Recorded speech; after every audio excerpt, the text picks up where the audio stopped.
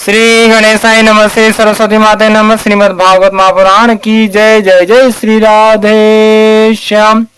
श्रीमद् भागवत महापुराण तृतीय स्कंद 16वां अध्याय 16वां अध्याय जय विजय का वैकुंठ से पतन।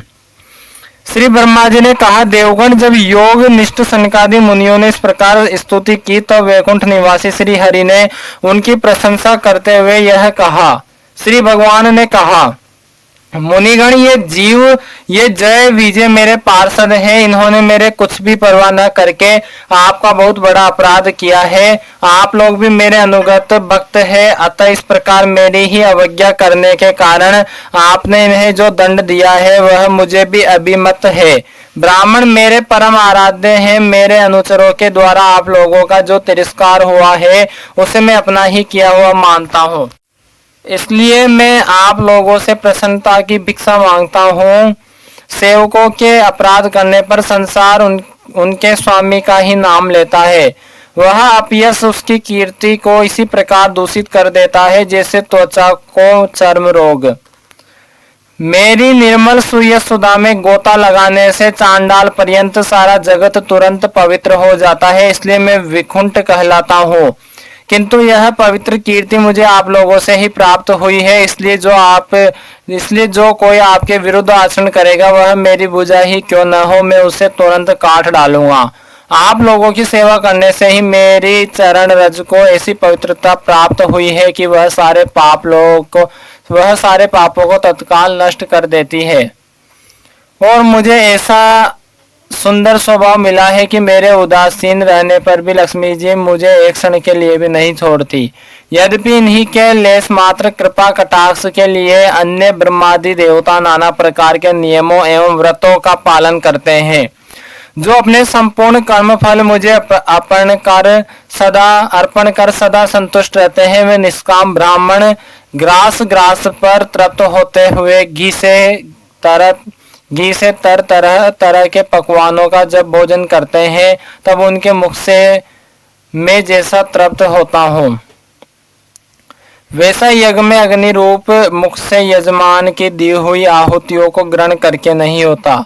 योग माया का अखंड और असीम ऐश्वर्य मेरे अधीन है तथा मेरी चरणोदक रूपिणी गंगा जी चंद्रमा को मस्तक पर धारण करने वाले भगवान श्री शंकर के सहित समस्त लोकों की पवित्र करती है। ऐसा परम पवित्र और परमेश्वर होकर भी मैं जिनके पवित्र चरण रज को अपने मुकुट पर धारण करता हूँ, उन ब्राह्मणों के कर्म को कौन नहीं सहन करेगा। ब्राह्मण, दूध देने वाली गोये और अनाथ प्राणी ये मेरे ही शरीर है। पापों के द्वारा विवेक दृष्टि नष्ट हो जाने के कारण जो लोग इन्हें मुझसे भिन्न समझते हैं उन्हें मेरे द्वारा नियुक्त यमराज के गृध्र जैसे दूत, जो सर्प के समान क्रोधी है, अत्यंत क्रोधित होकर अपनी चोंचों से नोचते हैं। ब्राह्मण तिरस्कार पूर्वक कटुभाषण भी करे तो भी जो उसमें मेरी भावना करके प्रसन्न चित्त से तथा अमृत भरी मुस्कान से युक्त मुख कमल से उसका आदर करते हैं, तथा जैसे रूठे हुए पिता को पुत्र और आप लोगों को मैं मनाता हूँ, उसी प्रकार जो प्रेम पूर्ण वचनों से प्रार्थना करते हुए उन्हें शांत करते हैं, वे मुझे अपने वश में कर लेते हैं।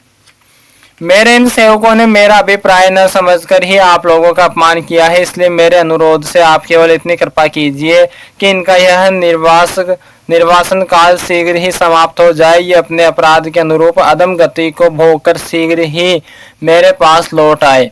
श्री ब्रह्मा जी कहते हैं, देवताओं ने सनकादि मुनि क्रोध रूप सर्प से डसे हुए थे तो भी उनका चित्त अंतकरण को प्रकाशित करने वाली भगवान की मंत्रमय सुमधुर वाणी सुनते सुनते तृप्त नहीं हुआ। भगवान की उक्ति बड़ी ही मनोहर और थोड़े अक्षरों वाली थी, किंतु वह इतनी अर्थपूर्ण, सार युक्त, दुर्विज्ञ और गंभीर थी कि बहुत ध्यान देकर सुनने और विचार करने पर भी वे यह न जान सके कि भगवान क्या करना चाहते हैं। भगवान की इस अद्भुत उदारता को देखकर वे बहुत आनंदित हुए और उनका अंग अंग पुलकित हो गया। फिर योग माया के प्रभाव से अपने परम ऐश्वर्य का प्रभाव प्रकट करने वाले प्रभु से वे हाथ जोड़कर कहने लगे। मुनियों ने कहा, स्वप्रकाश भगवान आप सर्वेश्वर होकर भी जो यह कर रहे हैं, यह कह रहे हैं कि यह आपने मुझ पर बड़ा अनुग्रह किया, सो इससे आपका क्या अभिप्राय है यह हम नहीं जान सके हैं। प्रभु आप ब्राह्मणों के परम हितकारी है, इससे लोक शिक्षा के लिए आप भले ही ऐसा माने कि ब्राह्मण मेरे आराध्य देव है। वस्तुतः तो ब्राह्मण तथा देवताओं के भी देवता, ब्रह्मादि के भी आप ही आत्मा और आराध्य देव हो। सनातन धर्म आपसे ही उत्पन्न हुआ है, आपके अवतारों द्वारा ही समय समय पर उसकी रक्षा होती है तथा निर्विकार स्वरूप आप ही धर्म के परम गुहा रहस्य है।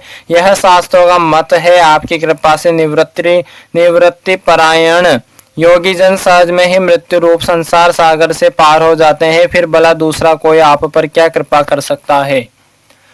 भगवान दूसरे अर्थार्थी जन जिनकी चरण रज को सर्वदा अपने मस्तक पर धारण करते हैं, वे लक्ष्मी जी निरंतर आपकी सेवा में लगी रहती है। सो ऐसा जान पड़ता है कि भाग्यवान भक्त जन आपके चरणों पर जो नूतन तुलसी की मालाएं अर्पण करते हैं, उन पर गुंजार करते हुए बोरों के समान वे भी आपके पादों को ही अपना निवास स्थान बनाना चाहती है। किंतु अपने पवित्र चरित्रों से निरंतर सेवा में तत्पर रहने वाले उन लक्ष्मी जी का भी आप विशेष आदर नहीं करते। आप तो अपने भक्तों से ही विशेष प्रेम रखते हैं। आप स्वयं ही संपूर्ण भजनीय गुणों के आश्रय हैं।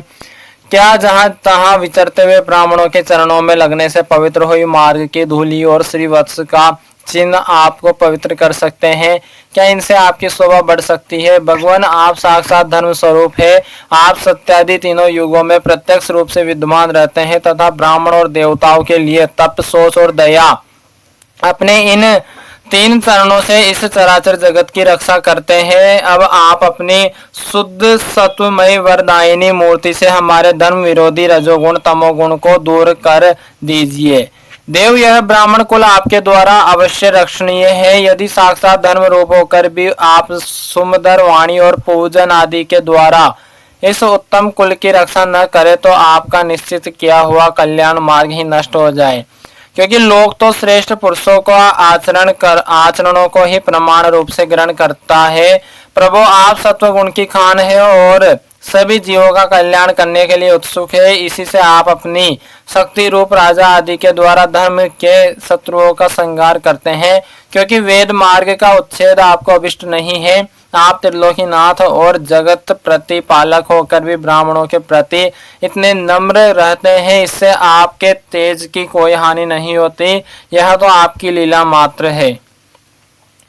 सर्वेश्वर, इन द्वारपालों को आप जैसा उचित समझे वैसा दंड दे अथवा पुरस्कार रूप में इनकी वृत्ति बढ़ा दे।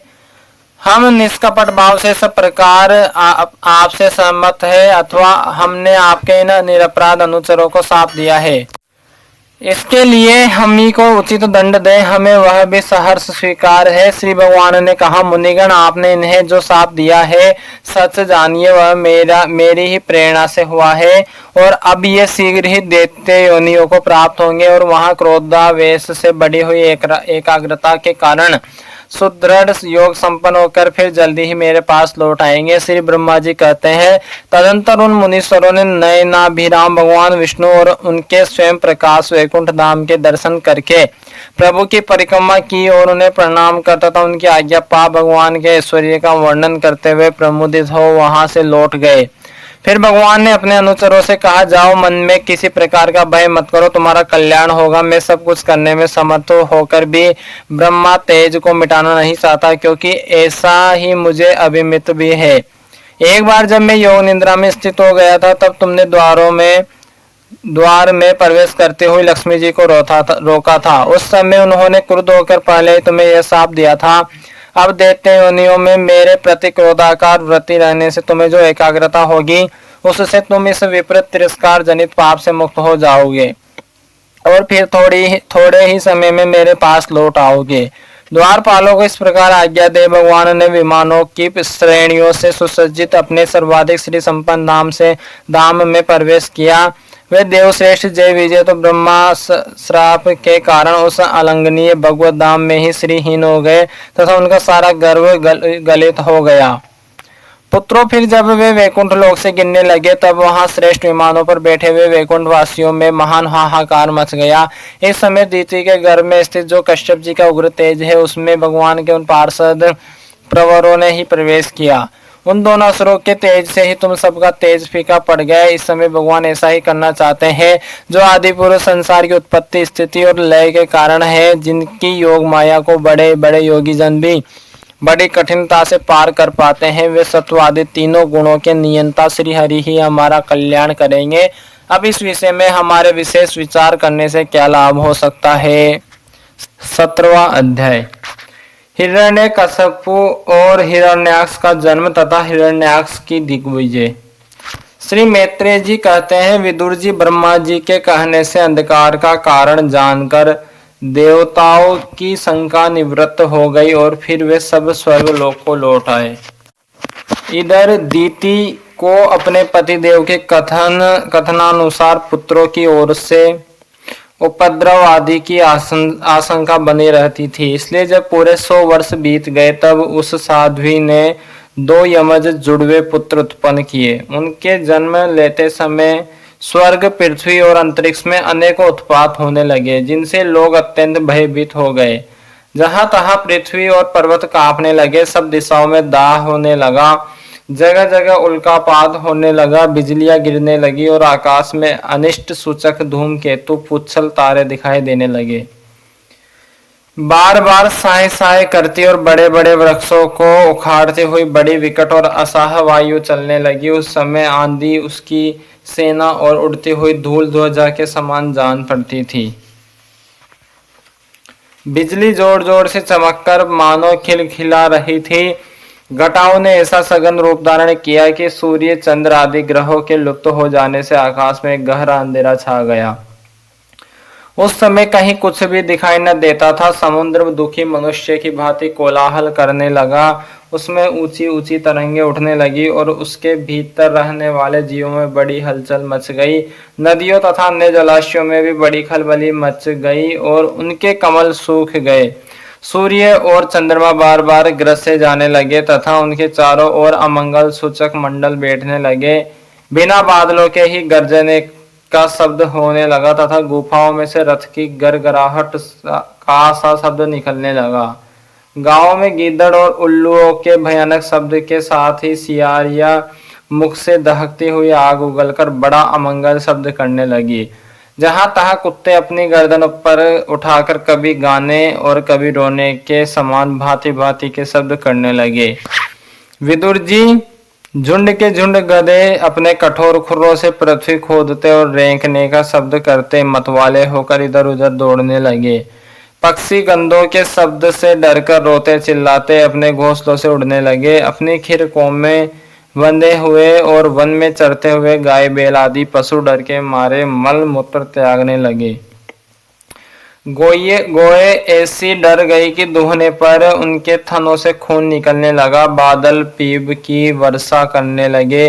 देव मूर्तियों की आंखों से आंसू बहने लगे और आंधी के बिना ही वृक्ष उखड़ उखड़ कर गिरने लगे। शनि, राहु आदि क्रूर ग्रह प्रबल होकर चंद्र, बृहस्पति आदि सौम्य ग्रहों तथा बहुत से नक्षत्रों को लांग कर वक्र गति से चलने लगे तथा आपस में युद्ध करने लगे। ऐसे ही और भी अनेकों भयंकर उत्पात देखकर सनकादिक के सिवा और सब जीव भयभीत हो गए तथा उन उत्पातों का मर्म न जानने के कारण उन्होंने ही यही समझा कि अब संसार का प्रलय होने वाला है। वे दोनों आदि देते जन्म के अनंतर शीघ्र ही अपने फौलाद के समान कठोर शरीर से बढ़कर महान पर्वतों के सदृश हो गए तथा उनका पूर्व पराक्रम भी प्रकट हो गया। वे इतने ऊंचे थे कि उनके स्वर्णमय मुकुटों का अग्रभाग स्वर्ग को स्पर्श करता था और उनके विशाल शरीरों से सारी दिशाएं आच्छादित हो जाती थी। उनकी भुजाओं में सोने के बाजू बंद चमचमा रहे थे। पृथ्वी पर वे जो एक एक कदम रखते थे उससे भूकंप होने लगते थे और जब वे खड़े होते थे तब उनकी जगमगाती हुई चमकीली करदनी से सुशोभित कमर अपने प्रकाश से सूर्य को भी मात करती थी। वे दोनों यमज थे। प्रजापति कश्यप जी ने उनका नामकरण किया उनमें से जो उनके वीर्य से दीति के गर्भ में पहले स्थापित हुआ था उसका नाम हिरण्यकशिपु रखा, और जो दीति के उदर से पहले निकला वह हिरण्याक्ष के नाम से विख्यात हुआ। हिरण्यकशिपु ब्रह्मा जी के वर से मृत्यु भय से मुक्त हो जाने के कारण बड़ा उद्यत हो गया था। उसने अपनी भुजाओं के बल से लोकपालों के सहित तीनों लोकों को अपने वश में कर लिया। वह अपने छोटे भाई हिरण्याक्ष को बहुत चाहता था और वह भी सदा अपने बड़े भाई का प्रिय कार्य करता रहता था। एक दिन वह हिरण्याक्ष हाथ में गदा लिए युद्ध का अवसर ढूंढता हुआ स्वर्गलोक में जा पहुंचा। उसका वेग बड़ा असह था। उसके पैरों में सोने के नुपुरों की झनकार हो रही थी, गले में विजय सूचक माला धारण की हुई थी और कंधे पर विशाल गदा रखी हुई थी। उसके मनोबल, शारीरिक बल तथा ब्रह्मा जी के वर ने उसे मतवाला कर रखा था, इसलिए वह सर्वथा निरंकुश और निर्भय हो रहा था। उसे देखकर देवता लोग डर के मारे वैसे ही जहां तहां छिप गए, जैसे गरुड़ के डर से सांप छिप जाते हैं। जब दैत्यराज हिरण्याक्ष ने देखा कि मेरे तेज के सामने बड़े बड़े गर्विले इंद्रादि देवता भी छिप गए हैं, तब उन्हें अपने सामने न देखकर वह बार बार भयंकर गर्जना करने लगा। फिर वह महाबली दैत्य वहां से लौटकर जल क्रीड़ा करने के लिए मतवाले हाथी के समान गहरे समुद्र में घुस गया, जिसमें लहरों की बड़ी भयंकर गर्जना हो रही थी। जो ही उसने समुद्र में पैर रखा कि डर के मारे वरुण के सैनिक जलचर जीव हक बका गए और किसी प्रकार की छेड़छाड़ न करने पर भी उसके दाग से ही घबराकर बहुत दूर भाग गए।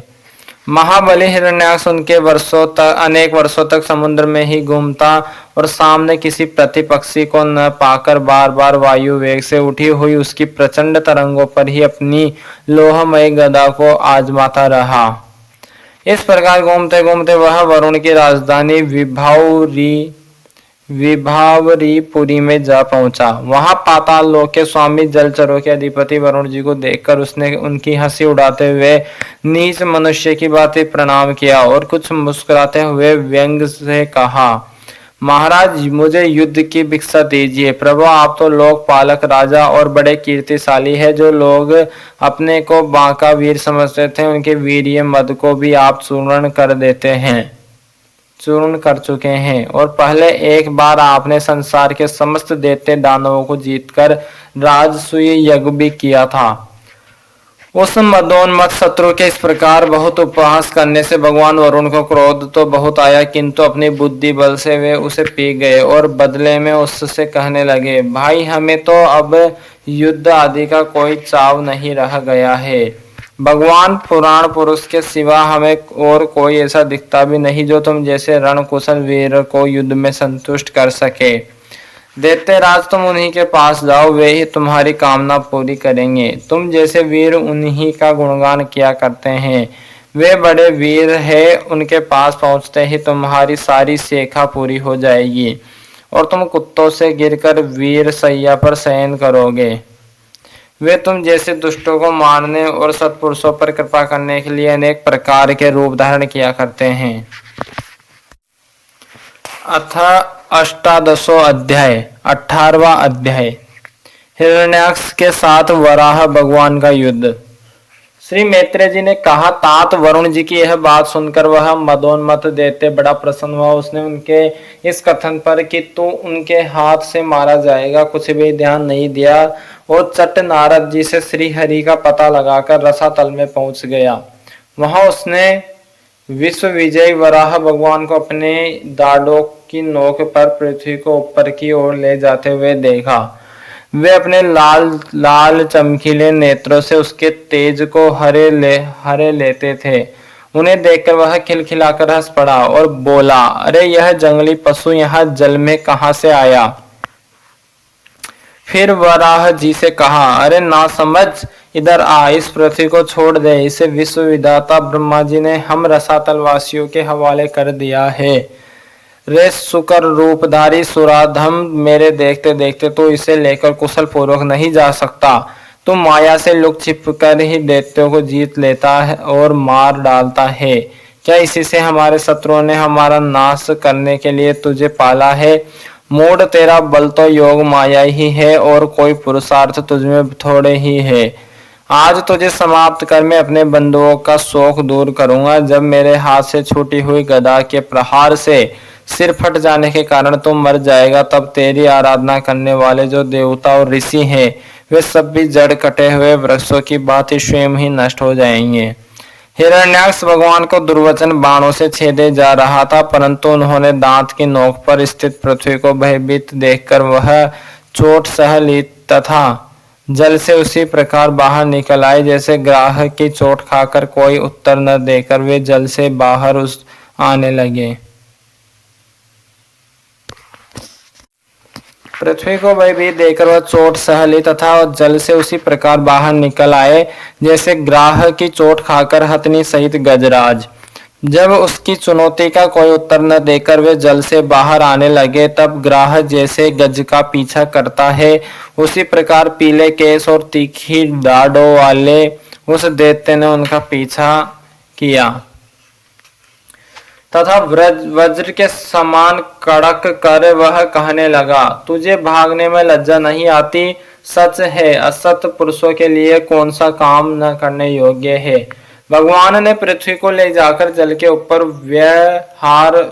व्यवहार योग्य स्थान में स्थित कर दिया और उसमें अपनी आधार शक्ति का संचार किया। उस समय हिरण्याक्ष के सामने ही ब्रह्मा जी ने उनकी स्तुति की और देवताओं ने फूल बरसाए। तब श्री हरि ने बड़ी भारी गदा लिए अपने पीछे आ रहे हिरण्याक्ष से, जो सोने के आभूषण और अद्भुत कवच धारण किए था तथा अपने कटु वाक्यों से उन्हें निरंतर मर्माहत कर रहा था, अत्यंत क्रोधपूर्वक हंसते हुए कहा। श्री भगवान ने कहा, अरे सचमुच ही हम जंगली जीव है जो तुझ जैसे ग्राम सिंहों कुत्तों को ढूंढते फिरते हैं। दुष्ट वीर पुरुष तुझ जैसे मृत्यु पास में बंधे हुए अभागे जीवों की आत्म सलाह पर ध्यान नहीं देते। हाँ, हम रसातल वासियों को धरोहर चुराकर और लज्जा छोड़कर तेरी गदा के भय से यहाँ भाग आए हैं। हम में से सामर्थ्य ही कहा कि तेरे जैसे आदित्य वीर के सामने युद्ध में ठहर सके। फिर भी हम जैसे तैसे तेरे सामने खड़े हैं, तुझे जैसे बलवान से वेर बांधकर हम जा भी कहा सकते हैं। तो पैदल वीरों का सरदार है, इसलिए अब निस्सक होकर उधेड़ बूंद छोड़कर हमारा अनिष्ट करने का प्रयत्न कर और हमें मारकर अपने भाई बंधुओं को या सो पूछ। अब इसमें देर न कर, जो अपनी प्रतिज्ञा का पालन नहीं करता वह असभ्य है, भले आदमियों में बैठने लायक नहीं है। मैत्रेय जी कहते हैं, विदुर जी, जब भगवान ने रोष से उस दैत्य का इस प्रकार खूब उपहास और तिरस्कार किया, तब वह पकड़कर खिलाए जाते हुए सर्प के समान क्रोध से तिलमिला उठा। वह खींच कर लंबी लंबी सांसें लेने लगा। उसकी इंद्रियां क्रोध से शुद्ध हो उठी और उस दुष्ट दैत्य ने बड़े वेग से लपक कर भगवान पर गदा का प्रहार किया, किंतु भगवान ने अपनी छाती पर चलाई हुई शत्रु की गदा के प्रहार को कुछ टेढ़े होकर बचा लिया, ठीक वैसे ही जैसे योग सिद्ध पुरुष मृत्यु के आक्रमण से अपने को बचा लेते हैं।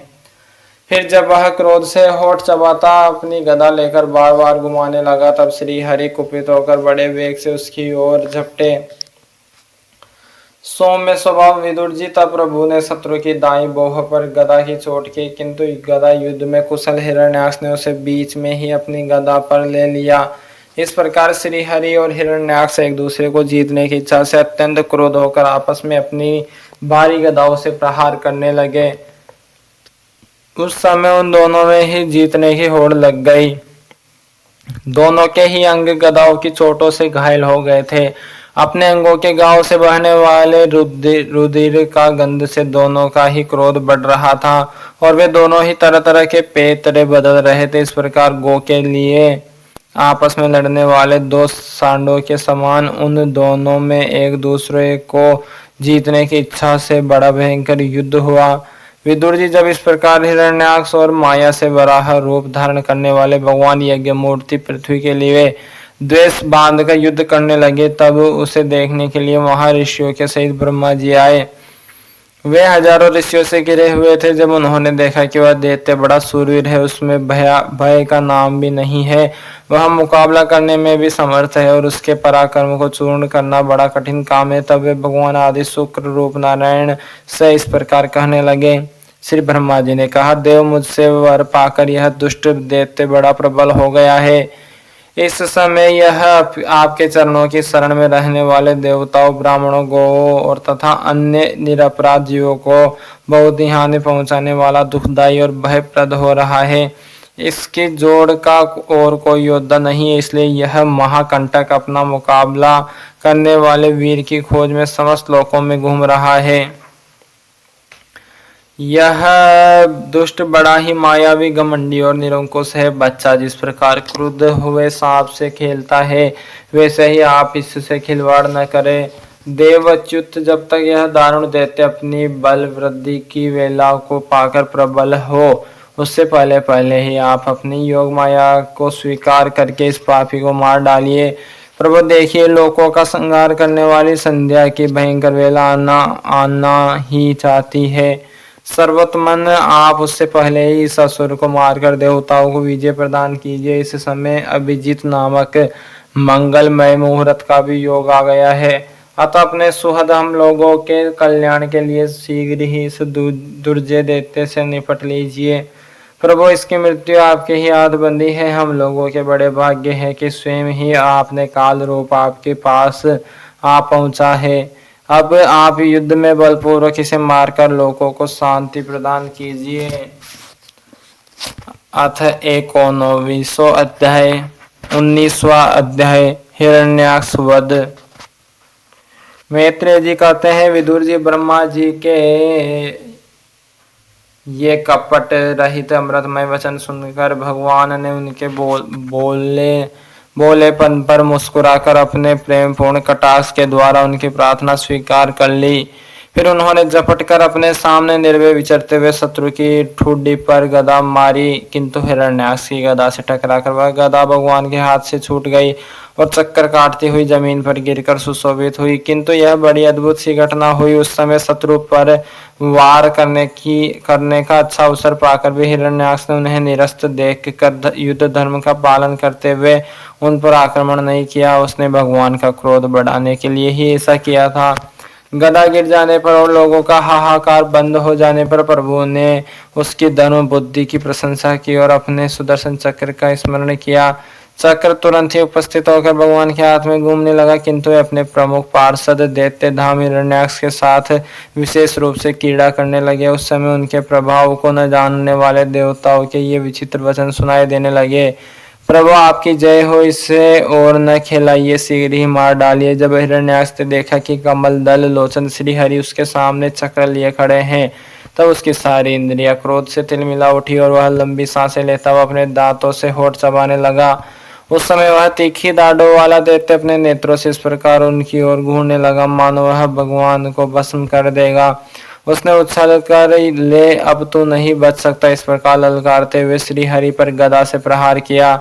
साधु स्वभाव विदुर जी, यज्ञ मूर्ति श्री वरा भगवान ने शत्रु के देखते देखते लीला से ही अपने बाएं पैर से उसकी वह वायु के समान वेग वाली गदा पृथ्वी पर गिरा दी और उससे कहा, अरे दैत्य, तू मुझे जीतना चाहता है, इसलिए अपना शस्त्र उठा ले और एक बार फिर वार कर। भगवान के इस प्रकार कहने पर उसने फिर गदा चलाई और बड़ी भीषण गर्जना करने लगा। गदा को अपनी ओर आते देखकर भगवान ने जहाँ खड़े थे वहीं से उसे आते ही अनायास इस प्रकार पकड़ लिया, जैसे गरुड़ सांपनी को पकड़ ले। अपने उद्यम को इस प्रकार व्यर्थ हुआ देख उस महादैत्य का घमंड ठंडा पड़ गया और उसका तेज नष्ट हो गया। अब की बार भगवान के देने पर उसने उस गदा को लेना न चाहा, किंतु जिस प्रकार कोई ब्राह्मण के ऊपर निष्फल अभिचार, मारण आदि प्रयोग करे, मुठ आदि चलाए, वैसे ही उसने श्री यज्ञ पुरुष पर प्रहार करने के लिए एक प्रज्वलित अग्नि के समान लप लपाता हुआ त्रिशूल लिया। महाबली हिरण्याक्ष अत्यंत वेग से छोड़ा हुआ वह तेजस्वी त्रिशूल आकाश में बड़ी तेजी से चमकने लगा। तब भगवान ने उसे अपने तीखी धार वाले चक्र से इस प्रकार काट डाला, जैसे इंद्र ने गरुड़ जी के छोड़े हुए तेजस्वी पंखों को काट डाला था।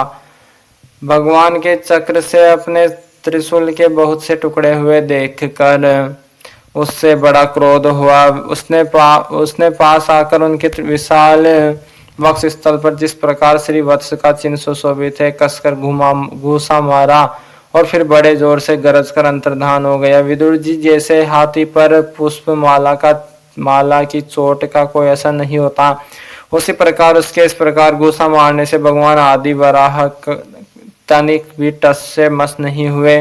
तब वह महामायावी दैत्य मायापति श्री हरि पर अनेक प्रकार की माया का प्रयोग करने लगा, जिन्हें देखकर सभी प्रजा बहुत डर गई और समझने लगी कि अब संसार का प्रलय होने वाला है। बड़ी प्रचंड आंधी चलने लगी, जिसके कारण धूल से सब ओर अंधकार छा गया। सब ओरों से पत्थरों की वर्षा होने लगी, जो ऐसे जान पड़ते थे मानो किसी सेपण यंत्र गुलेल से फेंके जा रहे हैं। बिजली की चमचमाहट और कड़क के साथ बादलों के घिराने से आकाश में सूर्य चंद्र आदि ग्रह छिप गए तथा उनसे निरंतर पीप केश रुधिर विष्ठा मूत्र और हड्डियों की वर्षा होने लगी। विदुर जी ऐसे ऐसे पहाड़ दिखाई देने लगे जो तरह तरह के अस्त्र शस्त्र बरसा रहे थे। हाथ में त्रिशूल लिए बाल खोले नंगी राक्षसियां दिखने लगी। बहुत से पैदल घुड़सवार रथी और हाथियों पर चढ़े सैनिकों के साथ आतताई यक्ष राक्षसों का मारो मारो काटो काटो ऐसा अत्यंत कुर और हिंसामय कोलाहल सुनाई देने लगा। इस प्रकार प्रकट हुई उस आसुरी माया का जाल का नाश करने के लिए यज्ञ मूर्ति भगवान वराह ने अपना प्रिय सुदर्शन चक्र छोड़ा। उस समय अपने पति का कथन स्मरण हो आने से दीति का हृदय सहसा कांप उठा और उसके स्तनों से रक्त बहने लगा। अपना माया जाल नष्ट हो जाने पर वह दैत्य फिर भगवान के पास आया। उसने उन्हें क्रोध से दबाकर चूर चूर करने की इच्छा से भुजाओं में भर लिया, किंतु देखा कि वे तो बाहर ही खड़े हैं। अब वह भगवान को वज्र के समान कठोर मुक्कों से मारने लगा। तब इंद्र ने जैसे वृत्तासुर पर प्रहार किया था, उसी प्रकार भगवान ने उसकी कनपट्टी पर एक तमाचा मारा। विश्व विजय भगवान ने यद्यपि बड़ी उपेक्षा से तमाचा मारा था, तो भी उसकी चोट से हिरण्याक्ष का शरीर घूमने लगा। उसके नेत्र बाहर निकल आए तथा हाथ पैर और बाल छिन्न भिन्न हो गए और वह निष्प्राण होकर आंधी से उखड़े हुए विशाल वृक्ष के समान पृथ्वी पर गिर पड़ा। हिरण्याक्ष का तेज अब भी मलिन नहीं हुआ था। उस कराल दाढ़ों वाले दैत्य को दांतों से होठ चबाते पृथ्वी पर पड़ा देख वहां युद्ध देखने के लिए आए हुए ब्रह्मादि देवता उसकी प्रशंसा करने लगे कि अहो, ऐसी अलभ्य मृत्यु किसको मिल सकती है। अपनी मिथ्या उपाधि से छूटने के लिए जिनका योगी जन समाधि योग के द्वारा एकांत में ध्यान करते हैं, उन्हीं के चरण प्रहार से उनका मुख देखते देखते इस दैत्य राज ने अपना शरीर त्यागा। यह हिरण्याक्ष और हिरण्यकशिपु भगवान के ही पार्षद हैं। इन्हें साप वश यह अधोगति प्राप्त हुई है। अब कुछ जन्मों में ये फिर अपने स्थान पर पहुंच जाएंगे। देवता कहने लगे, प्रभु आपको बारंबार नमस्कार है। आप संपूर्ण यज्ञों का विस्तार करने वाले तथा संसार की स्थिति के लिए शुद्ध सत्वमय मंगल विग्रह प्रकट करते हैं। बड़े आनंद की बात है कि संसार को कष्ट देने वाला यह दुष्ट दैत्य मारा गया। अब आपको आपके चरणों की भक्ति के प्रभाव से हमें भी सुख शांति मिल गई है। मैत्रेय जी कहते हैं, विदुर जी इस प्रकार महापराक्रमी हिरण्याक्ष का वध करके भगवान आदि वराह अपने अखंड आनंदमय धाम को पधार गए। उस समय ब्रह्मादि देवता उनकी स्तुति कर रहे थे। भगवान अवतार लेकर जैसी लीलाएं करते हैं और जिस प्रकार उन्होंने भीषण संग्राम में खिलौने की भांति महापराक्रमी हिरण्याक्ष का वध कर डाला। मित्र विदुर जी, वह सब चरित्र जैसा मैंने गुरुमुख से सुना था तुम्हें सुना दिया। सूत जी कहते हैं, सोनक जी, मैत्रेय जी के मुख से भगवान की यह कथा सुनकर परम भागवत विदुर जी को बड़ा आनंद हुआ। जब अन्य पवित्र कीर्ति और परम यशस्वी महापुरुषों का चरित्र सुनने से ही बड़ा आनंद होता है, तब श्री वत्सधारी भगवान की ललित ललाम लीलाओं की तो बात ही क्या है। जिस समय ग्राह के पकड़ने पर गजराज प्रभु के चरणों का ध्यान करने लगे और उनकी हथनियां दुख से चिड़गिड़ाने लगी, उस समय जिन्होंने उन्हें तत्काल दुख से छुड़ाया और जो सब औरों से निराश होकर अपनी शरण में आए हुए सरल हृदय भक्तों से सहज में ही प्रसन्न हो जाते हैं, किंतु दुष्ट पुरुषों के लिए अत्यंत दुराराध्य हैं, उन पर जल्द प्रसन्न नहीं होते। उन प्रभु के उपकारों को जानने वाला ऐसा कौन पुरुष है जो उनका सेवन न करेगा। सौनकादि ऋषियों पृथ्वी का उद्धार करने के लिए वराह रूप धारण करने वाले श्री हरि की इस हिरण्याक्ष वध नामक परम अद्भुत लीला को जो पुरुष सुनता गाता अथवा अनुमोदन करता है वह ब्रह्मा हत्या जैसे घोर पाप से भी सहज में ही छूट जाता है। यह चरित्र अत्यंत पुण्यप्रद परम पवित्र धन और यश की प्राप्ति करने वाला, आयु वृद्धक और कामनाओं की पूर्ति करने वाला तथा युद्ध में प्राण और इंद्रियों की शक्ति बढ़ाने वाला है। जो लोग इसे सुनते हैं उन्हें अंत में श्री भगवान का आश्रय प्राप्त होता है। श्रीमद् भागवत महापुराण की जय। श्री वराह भगवान की जय। श्री सूत जी महाराज की जय। श्री सोनक जी महाराज की जय। जय जय श्री राधे श्याम।